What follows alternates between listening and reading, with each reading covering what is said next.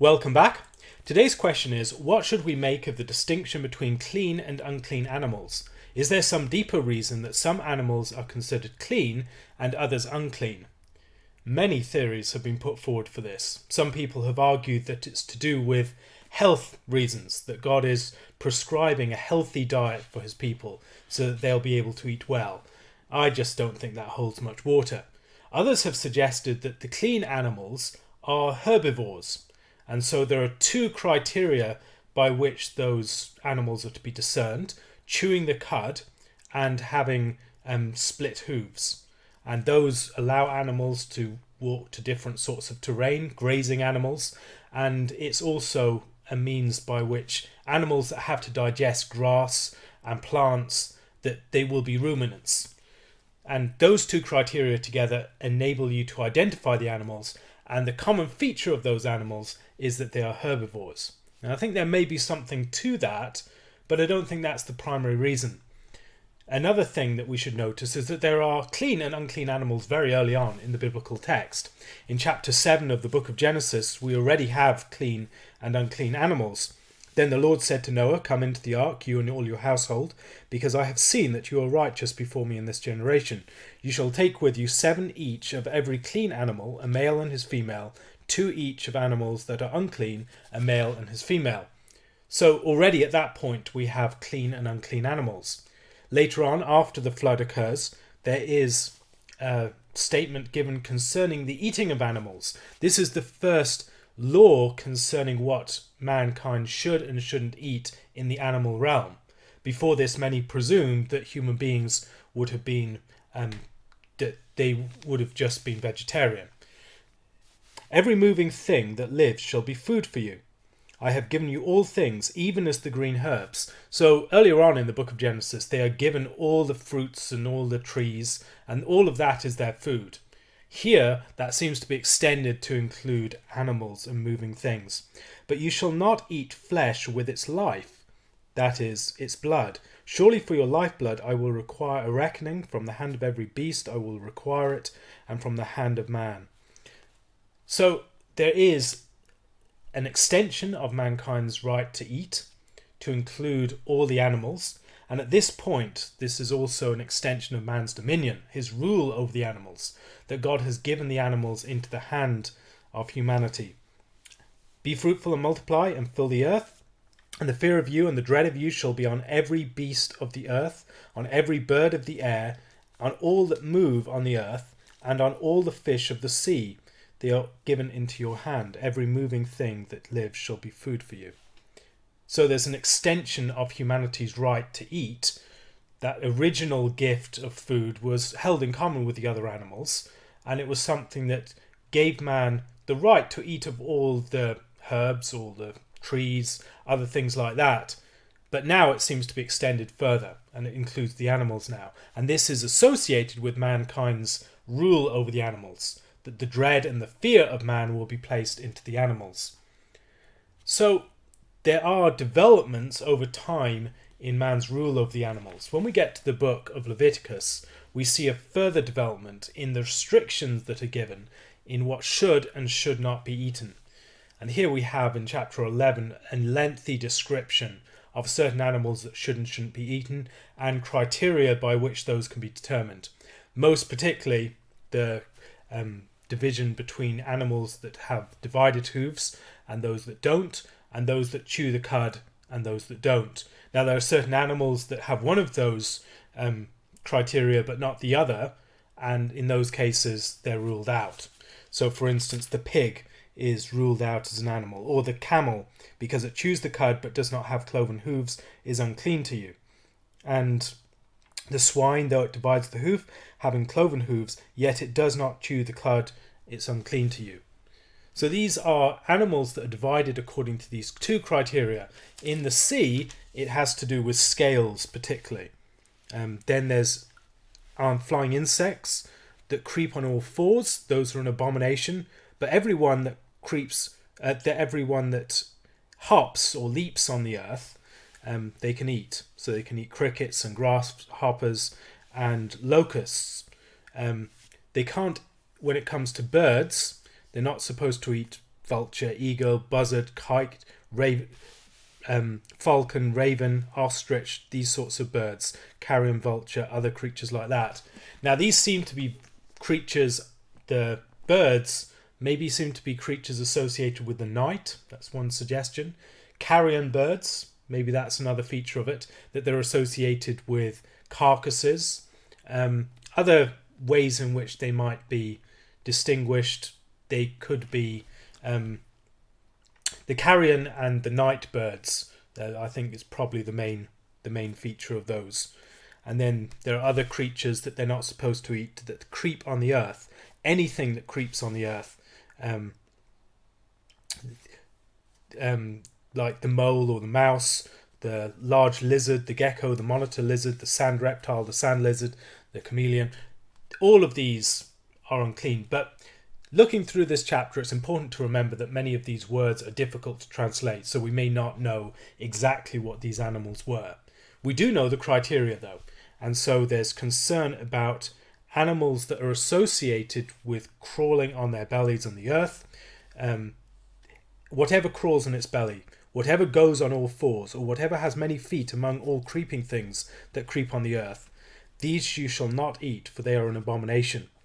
So all of those animals have particular associations. How do we interpret this? I think one of the most helpful clues that I've found has been in the work of James Jordan, when he talks about the way that these chapters follow the pattern of the book of Genesis, or the pattern of the creation narrative in Genesis, and then the fall. So earlier on you have the setting up of the tabernacle, and you have the appointment of the priests within the tabernacle, and then you have a fall type event with Nadab and Abihu bringing in strange fire into the tabernacle. And after this you have these laws concerning cleanness. Now those laws would seem, he argues, to correspond with the judgments that are declared afterwards. So first of all you have the judgment on the serpent that is made to creep on his belly, and then you have the judgment on the woman, which is associated with childbirth. And so the next law is the ritual concerning childbirth. And then the next one is the judgment upon the man, the association of the skin and the sweat and these sorts of things. And then the next judgment is leprosy, which is a skin disease. And then there's expulsion from the garden and skins to dress them with. And then there's the leprous garments and the leprous house from which you must depart. So there seems to be some sort of general theme there. And then when we have chapter 16 after all of this, the question is, how can you enter back in to God's presence after this fall has occurred? So these are requirements to exist in the presence of God, principles of cleanness that do not seem to apply outside of the presence of God. So there's nothing wrong with eating unclean animals before Israel was brought into this relationship with God. They were eating unclean animals, presumably, in Egypt, and that was not in itself a sin. There are certain things that they would not be supposed to eat. They were not supposed to eat blood with the food. And give a moment to think about that. Why wouldn't you eat blood with the food? As we look through Genesis, what does blood have an association with? An association with life. And it's the life of the animal is associated with the blood. It's the most powerful symbol of the life of a creature. When you see blood going out, it's the life going out of someone. And when they are drained of blood, they're drained of life. So it's a very powerful symbol. Now, if you eat the animal with the blood, one of the things you're doing is proclaiming something of your right over that creature's life. What God does in chapter 9 of Genesis is give the permission to eat animals, both clean and unclean at that point, but under certain strict criteria. So strict limits that they can't eat it with the blood. If they eat it with the blood, they're declaring something of their right over the life of the animal that exceeds what they've truly been given. And these laws, one of the things that they do is require the eater to consider the fact that the food is a gift, not something that they have a natural right to. God gives the permission to eat these foods, but permission in a way that makes sure that you remove the blood so that there is a recognition that the animal is not yours. Life is not ultimately yours to take. Rather, you've been given permission to eat this. But that restriction is something that testifies to the existence of the permission. And the permission does not go, it's not just a blank check. You're not just given complete rule over all the creatures. There's a recognition that the animals, their life belongs to God much as ours. And as we treat the animals in a way that recognizes that we are not ultimately over them, but they are God's and he has given them to us and we must respect his ownership, the removal of the blood is one of the ways that that is done. It testifies to the fact that the animal is not ultimately our own. Life is not ultimately ours to take.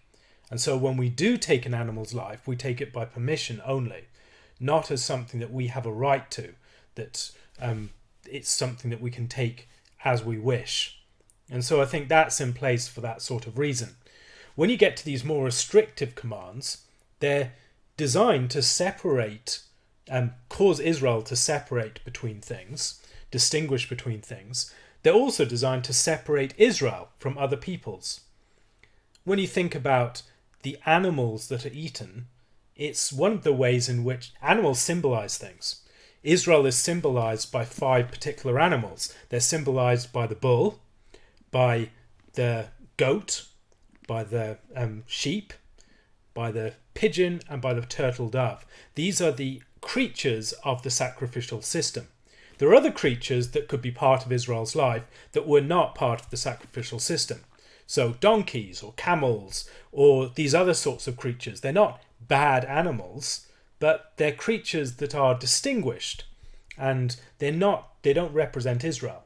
And so the donkey could represent, the ass could represent someone like Hamor, whose name means ass. There are other ways in which we see the ass representing someone who's a stranger or a foreigner in the land of Israel, someone who's among the people but is not truly one of them in the fuller sense. So animals represent people, and as their diet is restricted, they learn to distinguish between animals.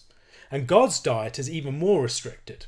God consumes the animals placed upon his altar. The altar is a sort of table, and so he eats, as it were, 5 particular animals. Israel can eat more animals. The sacrificial animals are not the sum total of the clean animals. And then people outside of Israel could eat even more animals. So we see a number of distinctions being drawn there. Sacrificial animals, clean animals, and then unclean animals. It seems that clean animals, even beyond the sacrificial animals, were sacrificed by Noah. So sacrificial animals are a smaller subset of what was once a larger category of the sacrificial animals that would have been the clean animals. Now, let's think about some of the criteria. If it's connected with the story of the fall and the judgment, why are the particular criteria that we have, why are we given those ones? The serpent is one that crawls on his belly. He's connected with the dust. He crawls on the dust and he eats the dust. And so the animals that are to be eaten are the ones that have a distance from the dust. So they have hooves, so they don't come into direct contact with the dust. Now, this is important to consider. If we were just thinking of them as herbivores, well, it raises the question about fish. Fish would eat other fish. It seems that unless we're distinguishing between land and sea animals, that is not a sufficient criteria to explain. Those are not sufficient criteria to explain. I think the other thing to notice is that the criteria that we are given, in the case of the birds and in the case of the land animals, they're associated with connection with the land. And so the locusts you can eat. Locusts because they hop on the ground. You can eat the animals that chew the cud and the animals that have split hooves because they connect with the ground in a particular way.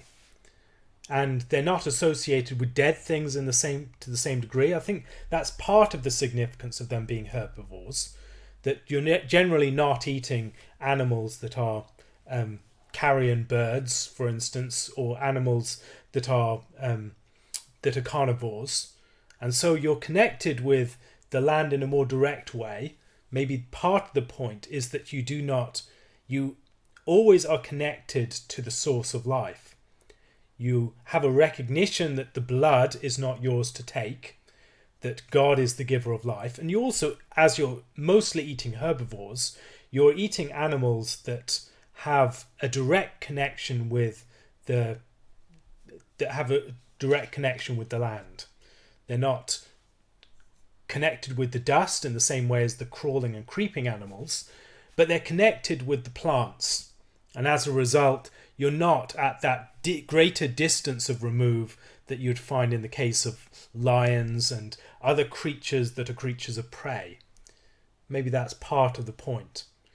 And these distinctions could help to distinguish between different classes of animals and the symbolism associated with them, between Israel and the nations. The other nations can be represented by unclean animals associated with different realms. But also much of it comes down to the connection with the judgment upon the ground. So the dust is judged, and those creatures that are most directly connected with the dust mediate that to us. And so there's a symbolism here that I think is supposed to be instructive. Now, I don't think it's primarily about some natural property of these animals, that they're less healthy to eat, or that they're good for or that the clean animals are good for some particular purpose, whatever it is. I don't think that's the point. I think the point is that Israel is supposed to learn something about who owns food, and they're also supposed to learn something about what it means to be a separate people to the Lord. They're supposed to recognize the way in which they're supposed to relate to the dirt, to relate to this realm that has been judged. If they're going to be a holy people, a distinct people, they have to recognize the judgment that has come upon the earth.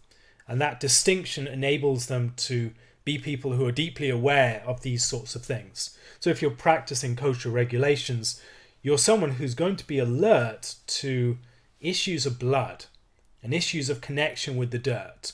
And these sorts of questions will help you to be alert more generally to issues that are highlighted in Genesis chapter 3 and elsewhere, that you become someone who's very connected with the material of food. You know where your food comes from. And as a result, it gives you a recognition of who God is as the one who owns all these things, who has created these things, who is the master of all life, and that you receive things from his hand and only what he has given to you. You don't have the right to take as you please. And so I think that's part of the point. I think putting this into the bigger picture, it's one of the ways in which Israel was defined over against the other nations as a holy people. So we already have in Genesis chapter 9 this initial commandment concerning food, this initial recognition that life belongs to God, and you can't just take life as you want. And so even as you do take life of animals, you have to leave this part of it. You can't eat that part of it, that part that most symbolizes life. That belongs to God, and so it's taboo. And as a result, you have a recognition of what God has given to you, but also that in that particular restriction, that life is not ultimately ours to take as we want. It's only as we have been given permission. And then these greater restrictions are means by which Israel can be distinguished, that God is a God who has a very restrictive diet. He consumes those 5 animals of Israel, and Israel's diet is restricted too. They become more concerned about the sorts of things that they eat, more discriminating. And I think that's part of the means by which Israel is being trained to discriminate more generally. As you reflect upon why it is that you're eating these foods and not others, you learn about what the curse means. You learn about the symbolism of that. So I think that's part of the point. As human beings, we our humanity is very much associated with food. We say, don't wolf that down, or don't eat like a horse or a pig. The way that someone might play with their food, or just eat it in a too rapid a fashion, or make a mess as they're eating. All of these things are expressions of undignified and animalistic eating. And yet in our most animal act, we seek to distinguish ourselves from the animals. So we eat in a way that is refined. We eat in a way that, ideally, has characteristics of beauty to it. We set things up, the table and everything we eat together. It's an act of community and fellowship. It's something that has tradition to it. And there's continuity over time. There's a ritual. And there's a way that we prepare the table and have cutlery and crockery on the table that has a story to it. We've had this in our family for a couple of generations, for instance. And that is a way in which we humanize our eating. The table is can be a time of refined conversation. Not in many households, but it can be. It can be a way in which we express what it means to be human beings as distinct from animals.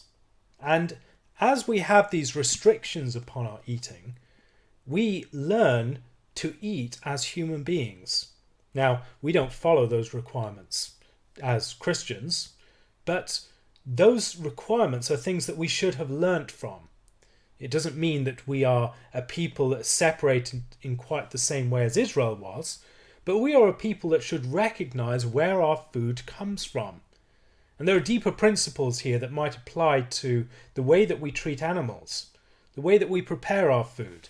How do we abstract our food from the source of life? Do we treat our food as something that can be mechanized? Now, I think there might be problems there. And as Christians, we need to ask these sorts of questions. Maybe we need to be more connected with our food and recognize where it has come from and what it means to be given permission to take that life. That this is a weighty thing. It's not just something we can take for granted. We can't just treat animals as if they're ours to dispose of. They're not. Life belongs to God, and the life of animals is included in that. And if we take the life of an animal, we cannot take the life in a way that suggests that we have full right to it, that it's ultimately ours to dispose of as we will. It's not. And so I think humanized eating is part of what's being taught here. That Israel is supposed to learn to distinguish between different types of food and to learn what food means, what it means to be a people that eat in a way that is good. Now, as you look in the Gospels, I think there's a lot of attention given to eating. Think about how much of Jesus' teaching occurs around meal tables and concerns the etiquette of the meal table. The meal table is where we first learn manners. It's where we first learn to put others before ourselves. It's where we first learn to act in a respectful way in company. All these sorts of lessons are learned at the meal table. And Israel is brought before, as it were, the meal table, and they're being taught to make certain distinctions. Now, with time, there will be permission for all of us to eat clean and unclean animals. But we need to have internalized some of the lessons of what it means to eat in a human and a godly way.